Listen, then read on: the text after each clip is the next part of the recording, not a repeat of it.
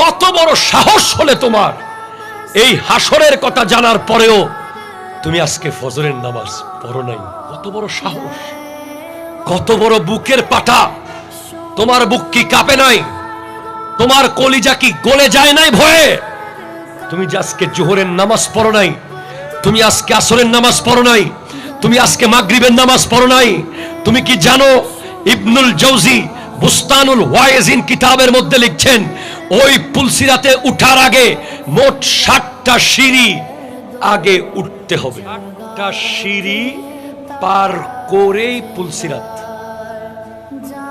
60টা সিঁড়ির প্রথম সিঁড়িতে দাঁড়ানোর সাথে সাথে জিজ্ঞেস করা হবে গোটা জিন্দেগির নামাজের হিসাব। যেদিন থেকে বালেক হয়েছেন সেদিন থেকে সমস্ত নামাজের হিসাব।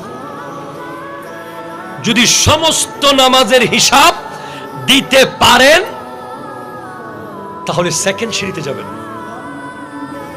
সেকেন্ড সিঁড়ি হলো আত্মীয়তার হিসাব। কত রক্তের সম্পর্ক আজ, বছরকে বছর কোনো যোগাযোগ নাই।